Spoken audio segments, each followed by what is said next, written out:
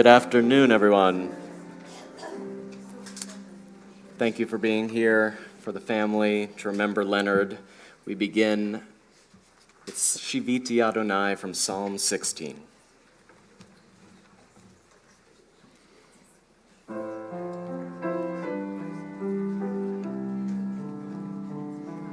Shiviti Adonai lenegdi tamid, ki mimini bal emod.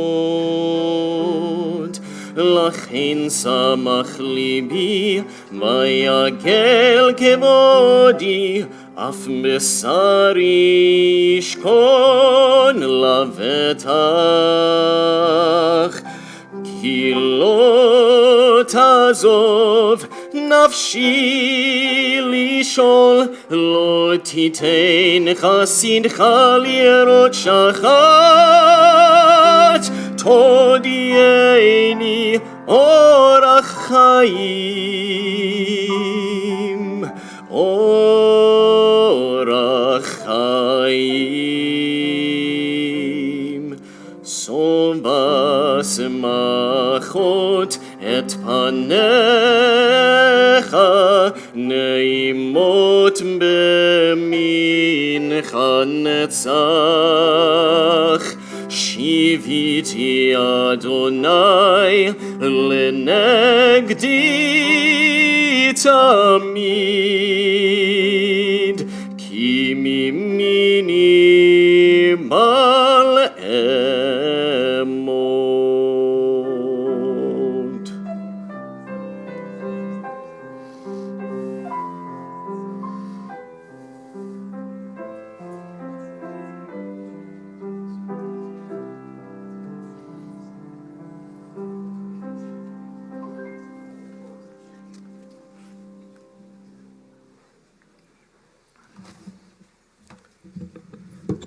To the immediate mourners, to Jerry, to Karen, to Julie, to Randy, and to Uncle Jack.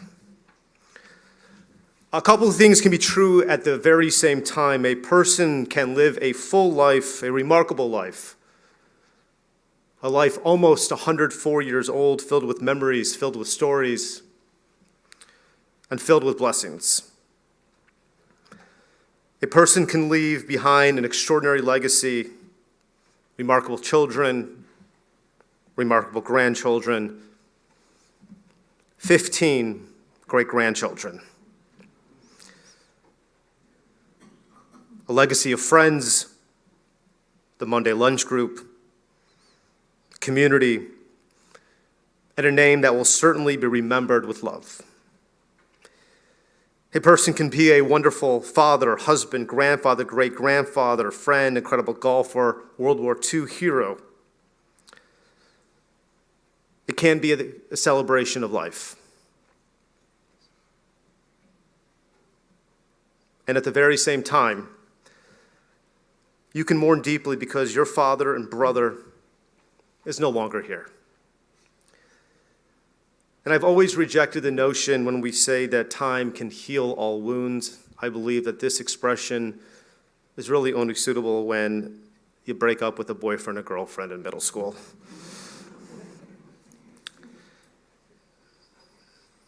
Because grief is different.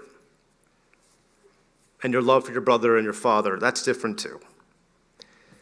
And when someone has been part of your fabric your entire life, we don't simply get over it with their absence. We learn how to carry it.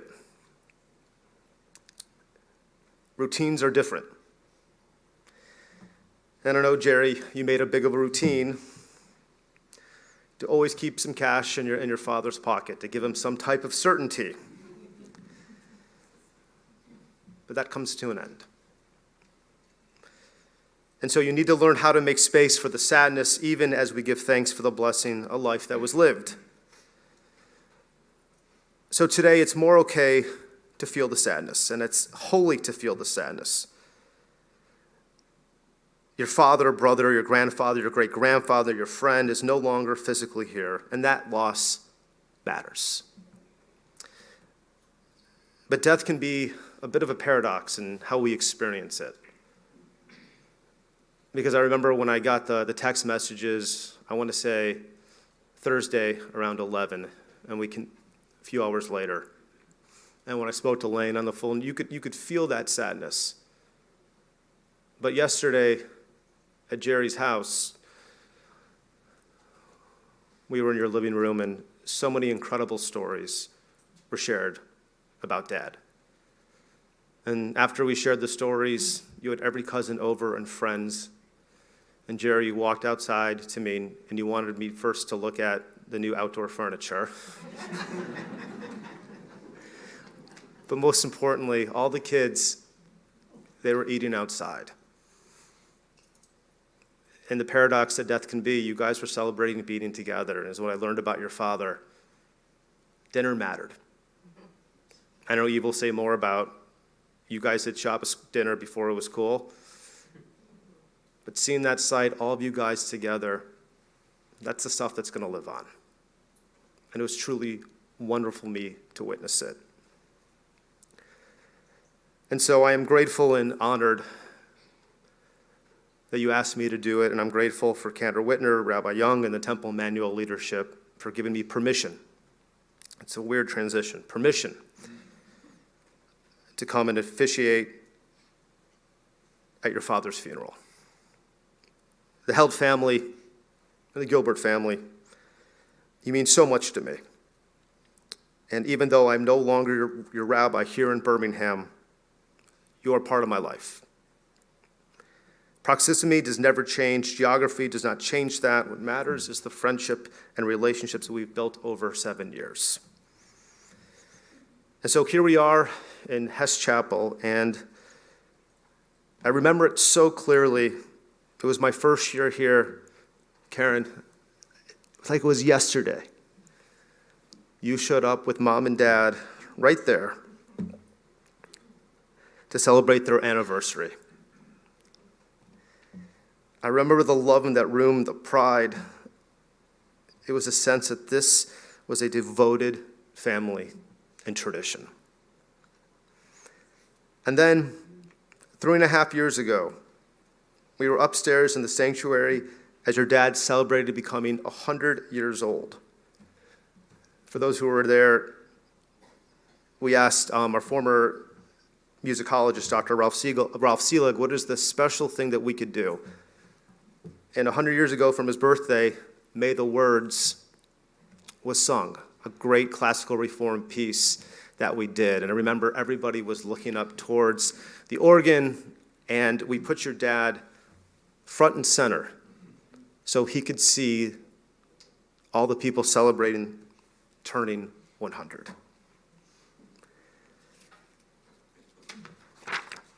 I know that we have speakers today who will share about Leonard as a grandfather and a father. But I want to say clearly that I had a special relationship with Leonard too. I love when I was able to see him at the apartment and Harriet had to put up with me. Where's Harriet? Okay? He would be sitting in his chair, always comfortable. And yes, he wasn't the best hearer. After 100 years, I think he's earned it. But every single time I saw him there, he had this infectious smile, that accent. There was that kindness, the warmth. And there even was a bit of concern. And I want to say this for the record. Every time I visited your father, the first thing that he wanted to know if we were happy, my family. Yes, and here's the second part, which he was very concerned. Every single time, even when I saw him last month, he wanted to know if Jerry was able to find me an assistant rabbi.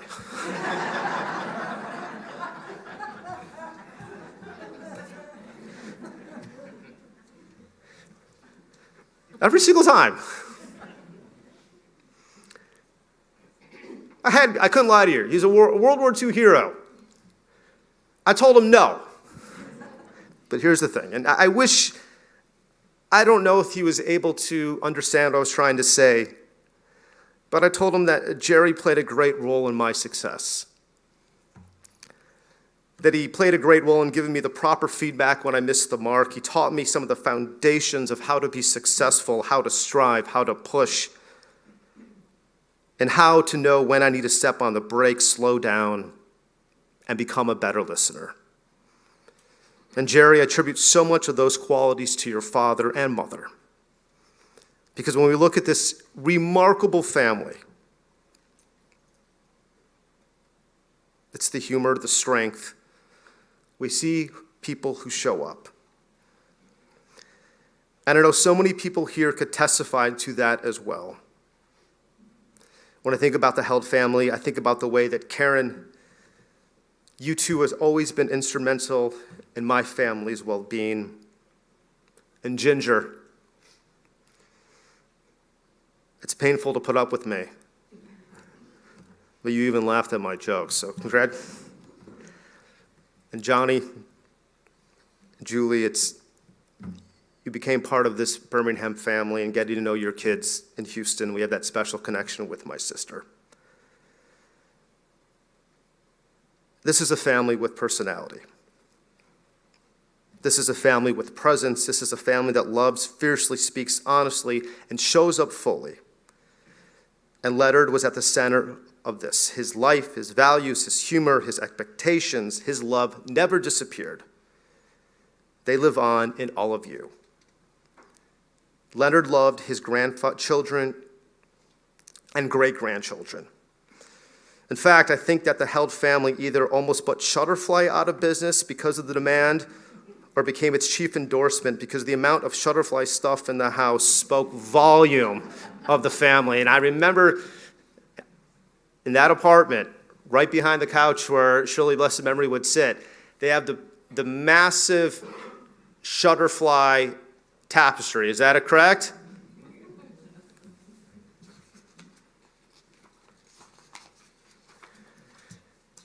But they told a story of what mattered to them.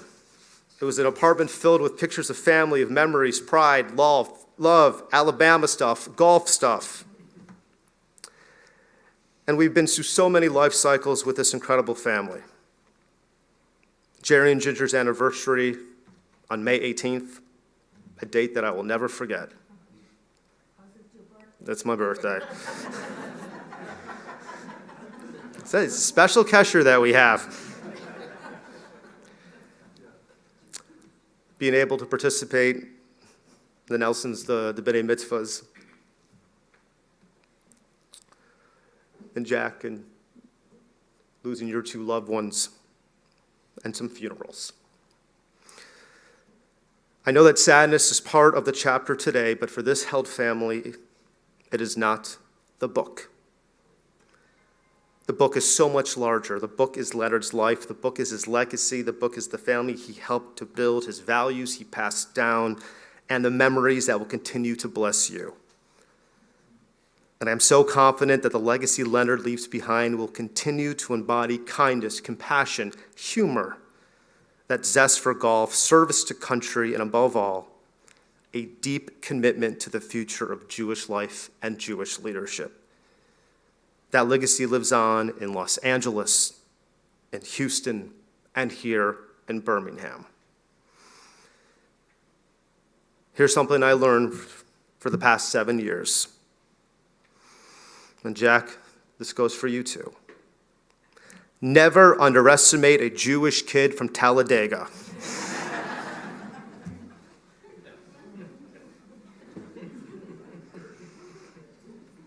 Because those Jewish kids from Talladega grew up to serve this country, to build a family, to grow up loving once but share it for decades, surely with devotion. He grew up to rear children, grandchildren, great-grandchildren who would carry his name, his humor, his goodness, that smile, moving forward. Leonard's life reminds us that greatness does not always announce itself loudly. Sometimes greatness sits comfortably in a chair in an apartment, surrounded by pictures and memories, asking whether Jerry found the rabbi and assistant rabbi. But sometimes greatness is found in a golf swing, a quiet act of service, in a loyal marriage, and frankly, a family that keeps up showing for one another. And today, even in our grief, we give thanks. We give thanks for nearly 104 years of life. We give thanks for Sissy, I'm going to say Shirley, a blessed memory, with the love they shared, the love that they built, the memories, the laughter, the lessons, the service strength. May his memory forever be a blessing, and may his soul be bound up in the bond of eternal life. And may all those who loved him, all of you who carry him, continue to make his legacy real in this world. And with this remarkable family, there's no doubt. Come on, Brandy.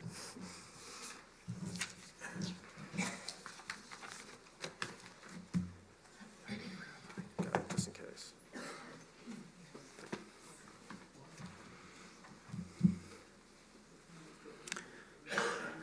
Wow.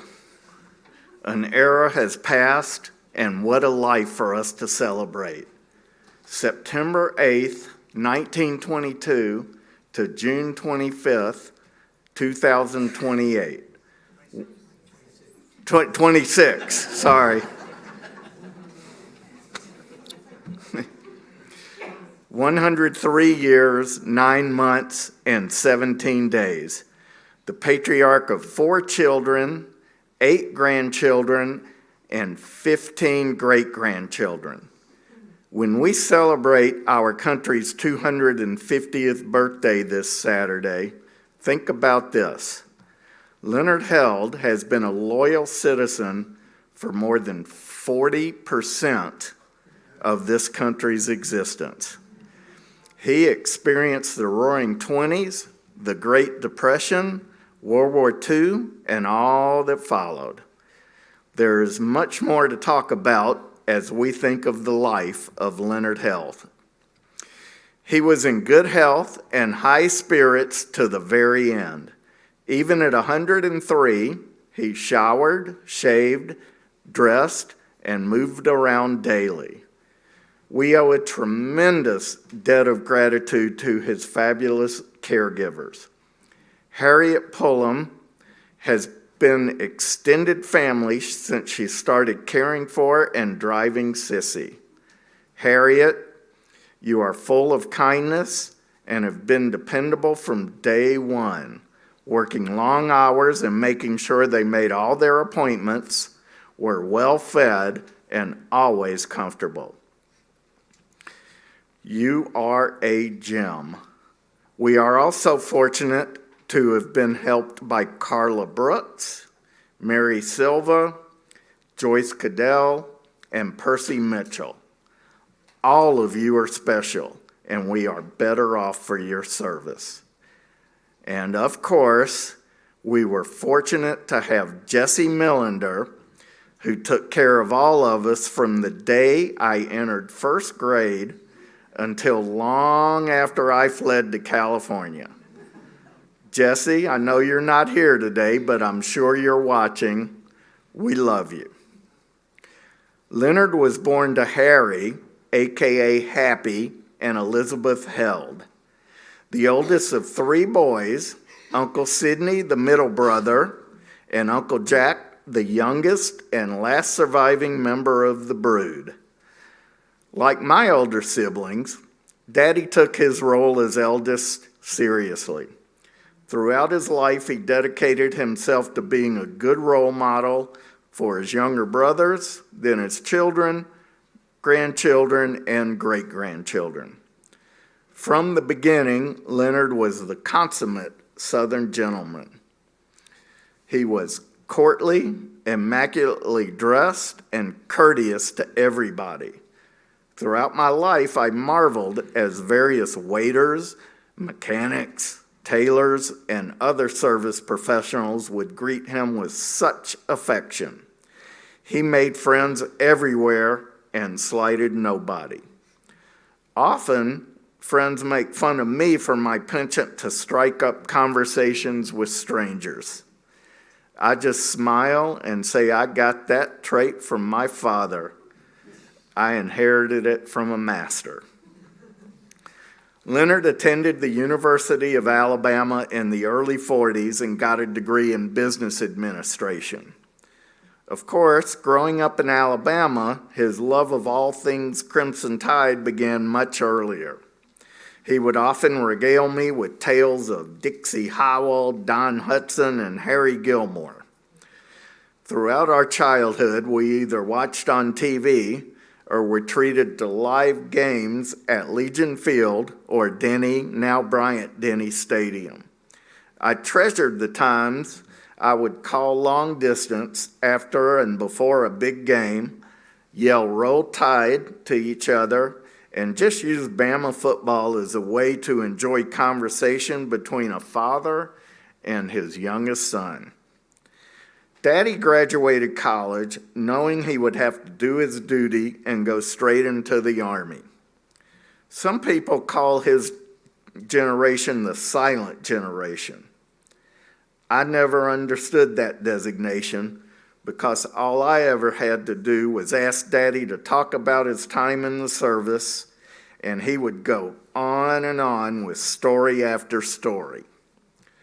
For some reason, he never knew why, but he always appreciated, the Army thought it best for him to go to a school outside of New York City.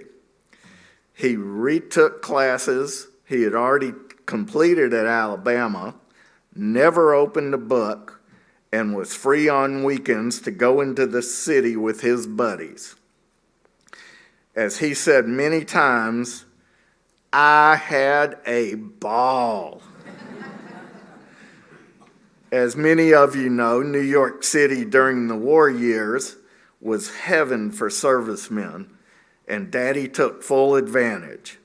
A soldier in uniform would go to the finest restaurants and nightclubs, be escorted to the front of the line, and given the best table.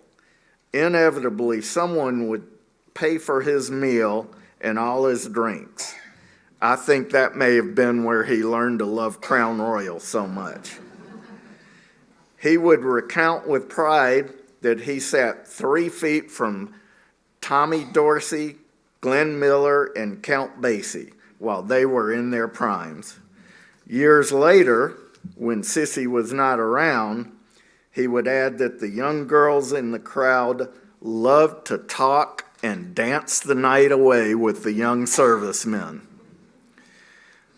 A few months later, the Army decided there were better ways to utilize Leonard Held and sent him to Colorado to train for real battle. Those days were tough and grim, and shortly after D-Day, he was shipped to Europe for combat. Leonard was a communications specialist stationed a few hundred yards behind the front lines, relaying information from the front to the senior command and back. It was a critical job, and he did it well. At the end of 1944, he was stationed in Aachen, Germany. Aachen was only 70 miles from the worst action in the Battle of the Bulge and 40 miles from the perimeter of that horrible battle. While the winter weather raged and there could be no relief from the air forces, the Army was sending in thousands of troops a day. It was a terrible death trap. A few times I asked Daddy what those days were like and if he was scared. His response was simple. Of course I was scared. I went to bed and woke up every day for weeks thinking I would be called into this battle. He knew that if he gave his life, it would be for a higher cause, and he was at peace with whatever the consequences would be. Leonard was released a few months after the war ended and returned to Alabama. It was Passover of 1947 at the home of Sissy's Aunt Rose and Uncle Nathan Filler that Leonard and Sissy first met. Leonard was immediately smitten. A few months later, Leonard told Sissy he intended to marry her. She thought, as only Sissy would say, "Are you crazy?" But she eventually came around. They married in 1948, and until Sissy passed in 2022, they had one of the happiest unions I have ever witnessed. Sure, they had their disagreements, but they also had an agreement never to go to sleep angry, and they began every day with a passionate kiss. They were a two-person team that set the example of how to communicate, debate, compromise, and live life to its fullest. In 1949, Jerry was born, and thus began a journey that leaves an amazing legacy. It is unbelievable that Jerry is over 75 and had a living parent until Thursday. Together, Leonard and Sissy built a loving family unit. It was always important to them that my siblings and I maintained close relationships between us and with our cousins and extended family. Weekly family dinners, holidays, family vacations, and life celebrations have created rich memories for all of us. They were so proud that these close relationships grew through the generations with the grandchildren and the great-grandchildren. As the only sibling that left the South, when I witness how much my daughter Jolie appreciates her aunts, uncles, and cousins, I can't help but appreciate the example Leonard and Sissy set for all of us. Leonard and Sissy were incredibly adept at establishing and maintaining close friendships that continued throughout their entire lives. Close friends were like family, and family relationships never wavered. What inspires me most is relationships that began with Sissy and Leonard's generation have continued through the next generations, period. It is so comfortable to know that we are sharing this celebration of life with so many friends and family members that really began with all of our parents. To the very end, Leonard treasured all of these relationships.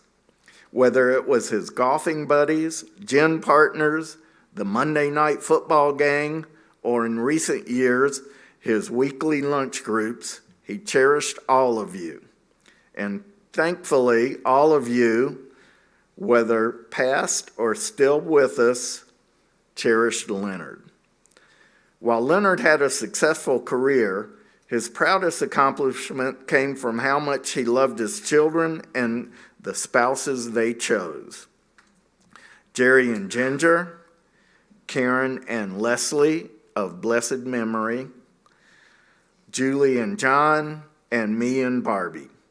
He loved deeply and treated each of our spouses as though they were his own children. He supported all of us through good times as well as life challenges. He cherished time spent with each of us. He always encouraged us to keep on keeping on, a phrase he frequently shared with his grandchildren too. As I conclude, I would be remiss if I didn't acknowledge and share a moment of gratitude for my siblings and their spouses for all they have done to care for my parents. I live the furthest, and that has made it challenging to me to be here as often as I would have liked. They, along with their children, have provided an unbelievable source of comfort, knowing that Dad never felt alone and never questioned how much he was loved and adored. I can't tell you how much it means that I was always secure in the knowledge that you guys were with him, and both of them, and taking care of them. I will be eternally grateful to all of you. So to quote my dad, as you wander on through life, my friend, whatever be your goal, keep your eye upon the donut and not upon the hole. As he would say, refill your drink and do good things.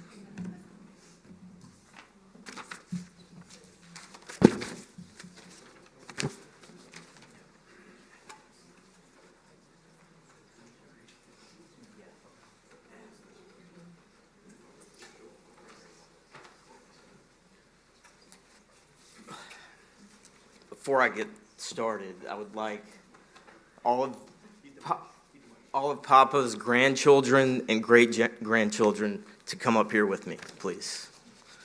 So everybody can see what he has created. Visualize it. Spouses too, yes.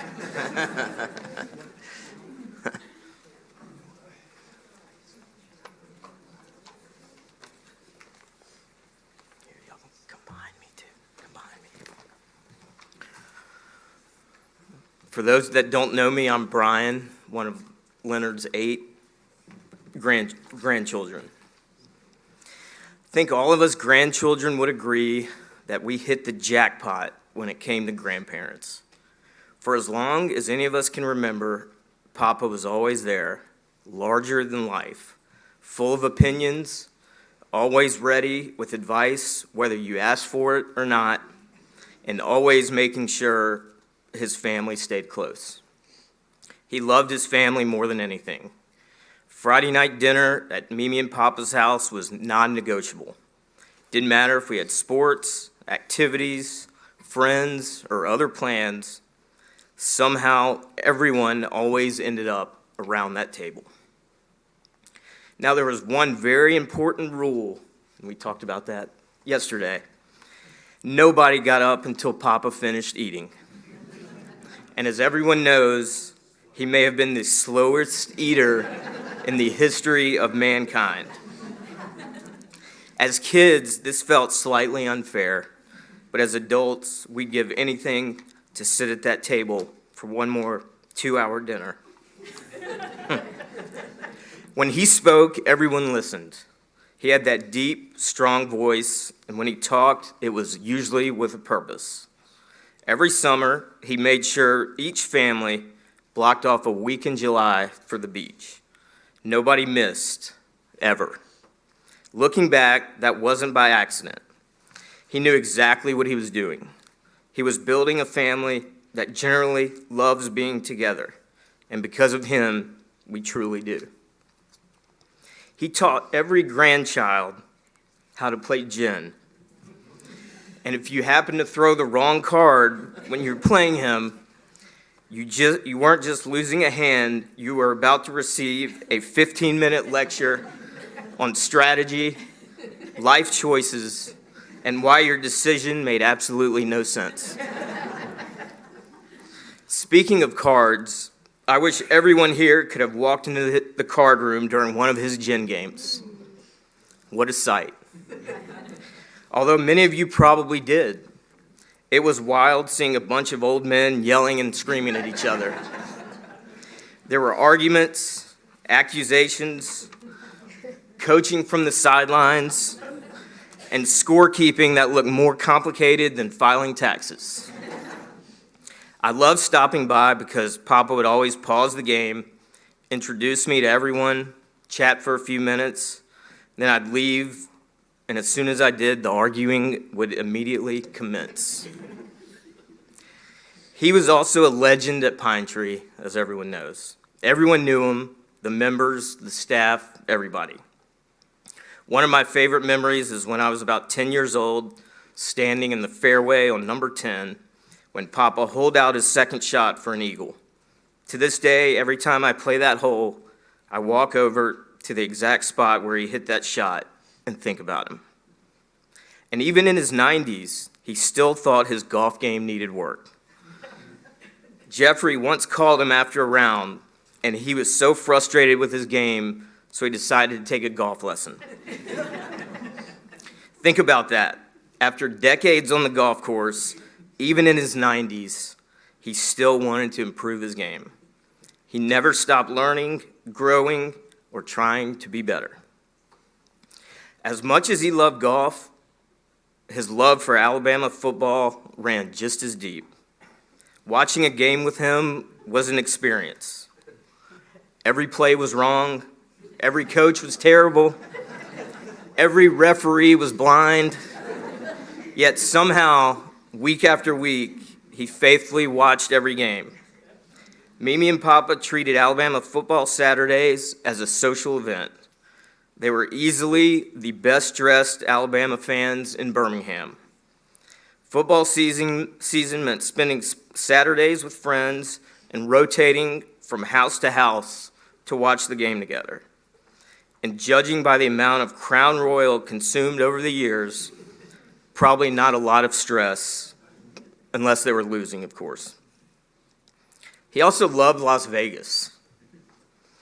Every grandchild received a laminated blackjack strategy card before their first trip. It was a great idea in theory, but I can personally assure you that it hardly ever worked.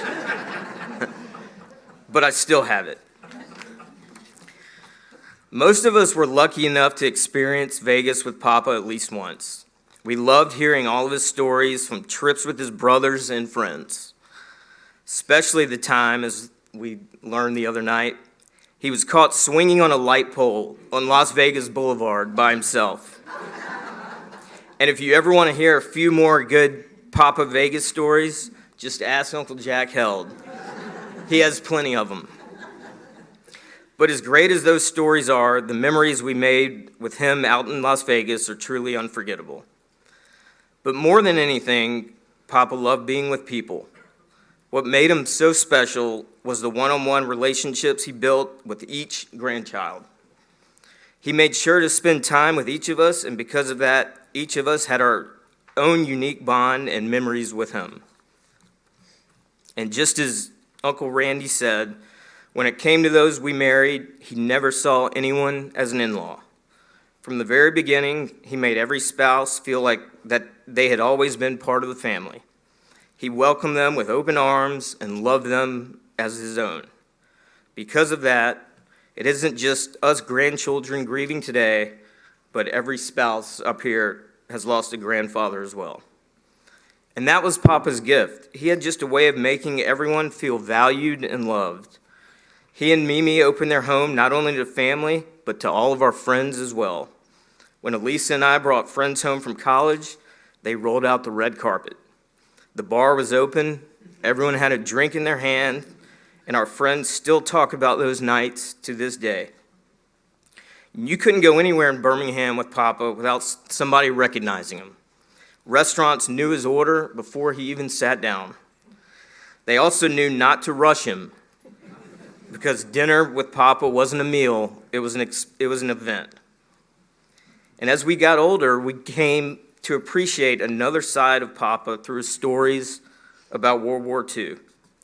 Whenever he began telling those stories, the room became silent. Hearing about what he experienced gave us an even greater appreciation for the man we knew as our grandfather. One memory we'll always love is bringing Jace over to see Papa's war memorabilia as Jace prepared for his Veterans Day at school.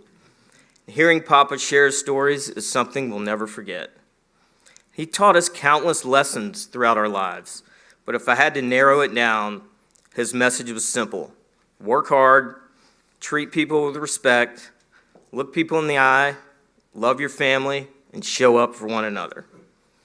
At his 100th birthday, his message to all of us was very clear. Get along and keep getting together. Because the thing that brought Papa the most joy in life was seeing his family together. The legacy he leaves behind is truly remarkable. 4 children, 8 grandchildren, and 15 grandchildren. Great-grandchildren.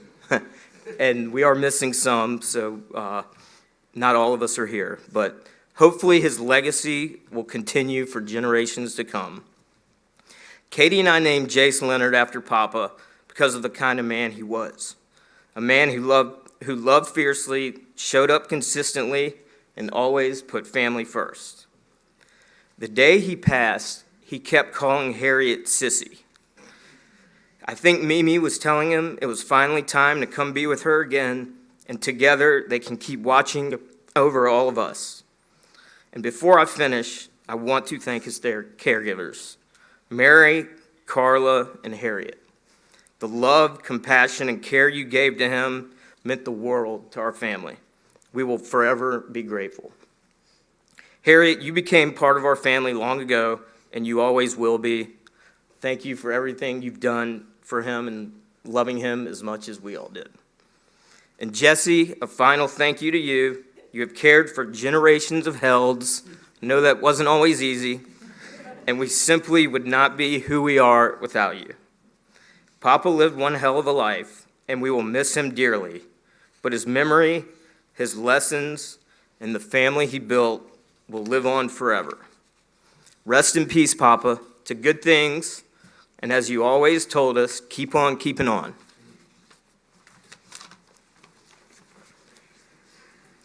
Now, Eve is, everybody stay up here. Eve is, everybody sit. Some of us are in uncomfortable shoes.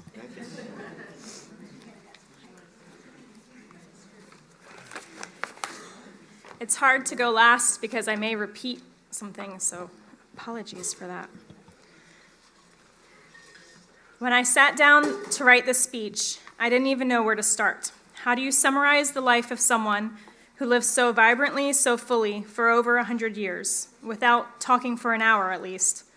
Honestly, Papa probably would have preferred we just skip right to lunch.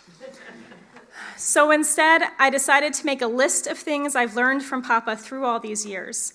I'm sure this list doesn't even begin to scratch the surface of everything he's taught all of us, but these are some of the highlights. Of course, he taught us the practical things, like how to roll your eyes, how to grill a steak, how to buy shoes that actually fit, and how to play gin and blackjack. Even at 100 years old, he would beat me at gin, and losing wasn't enough. He also wanted to make sure it was educational, pointing out exactly where I had let him win. He taught us to enjoy the good things in life. Life is short. Have the dessert every night. Papa always liked to know what his next meal was going to be so he could plan what he was going to eat. When they came to Boston for my college graduation, I remember telling him all about the itinerary I had planned. A duck tour, a trip to the top of the Prudential building. He couldn't have cared less. He wanted to know where would we be eating. He also loved visiting me in New Orleans and New York, mainly because it meant getting to go back to some of his favorite restaurants in the world. He never rushed through a meal. He wanted us to understand that the good things in life were worth savoring, whether that meant stopping to smell the roses or taking one more bite of apple pie, with cheddar cheese melted on top. He also taught us to love traveling, and I'm sure he's responsible for my own never-ending wanderlust today.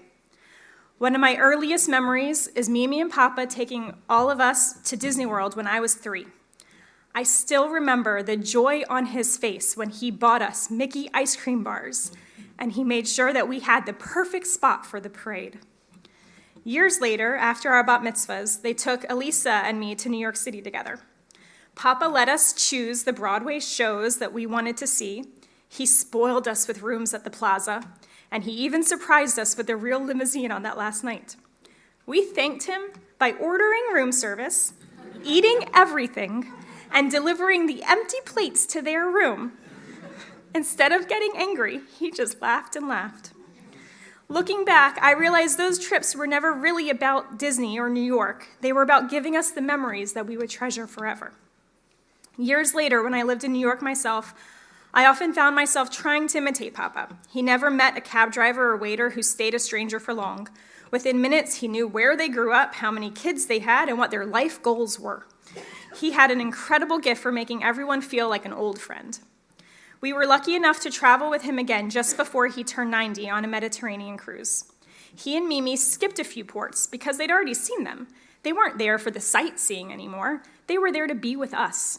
Papa taught us that sometimes the greatest joy isn't in the destination, it's in sharing the journey together. One of the most important things I learned from Papa was the importance of standing up for what's right, not only for yourself, but for the people you love. If he thought someone had been treated unfairly, he spoke up. He'd argue with your coach, or he'd march into the rabbi's office on our behalf. He was endlessly warm to everyone he met, but if someone he loved wasn't being treated right, he wasn't shy about speaking up about it.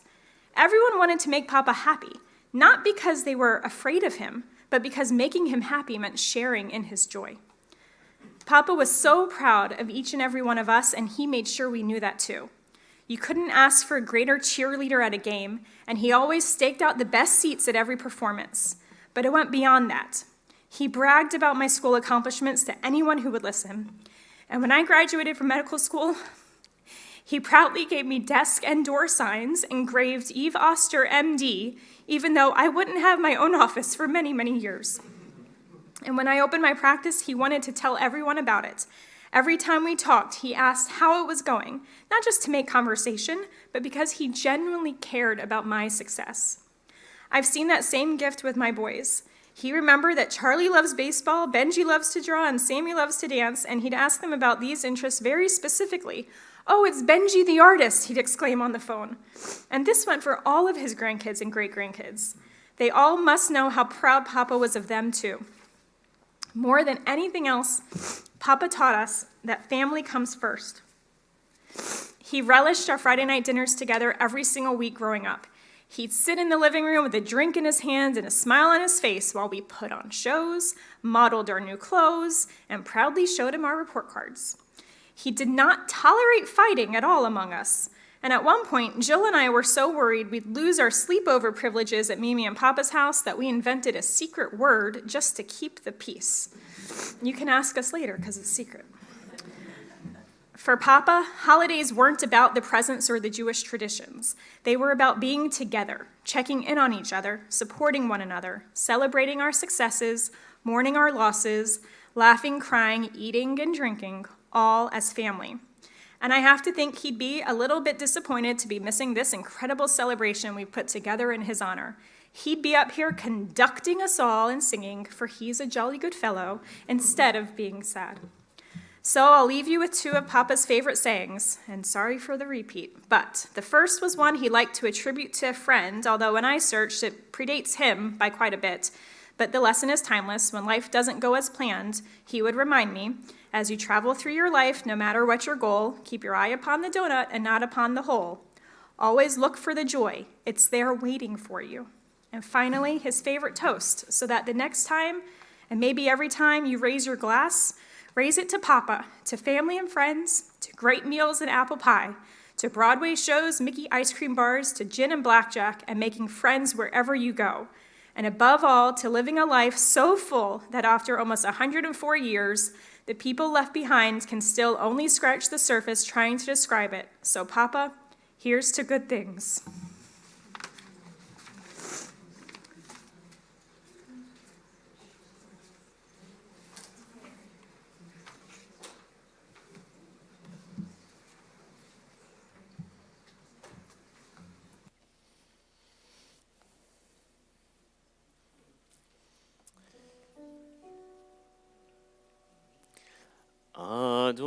Adonai roi lo echsar binot deshayar bitzeni al mei menuchot al mei menuchot yenaleini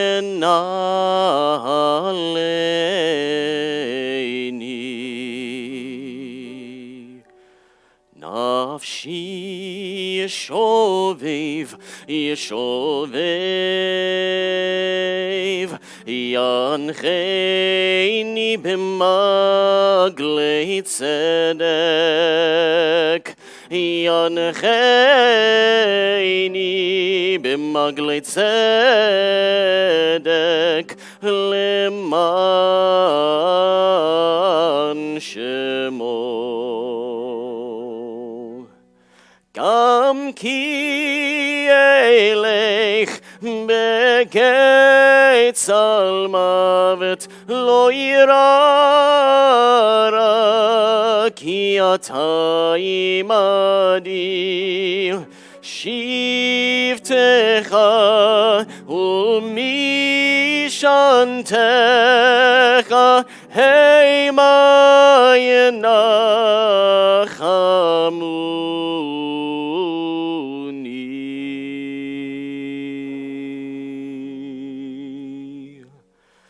תערוך לפני, שולחן נגד צורריי, נשענת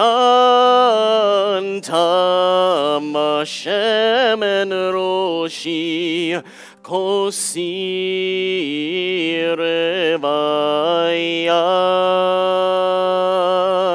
אך טוב מה חסד ירדפוני, כל ימי חיי, כל ימי חיי. בשבתי בבית אדוני לאורך ימים.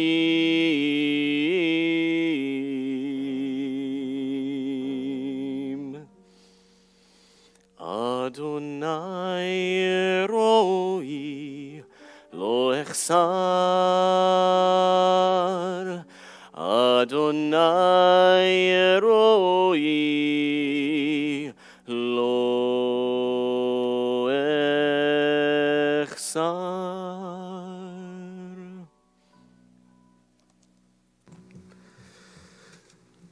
May God comfort the immediate mourners and all the mourners of Zion and Jerusalem. We're going to ask for the immediate family to make their way to Abrams Hall for their meal of condolence. Once they have left Hess Chapel, then we invite up the rest of the congregation to meet them there. May Leonard's memory forever be a blessing. Thank you so much.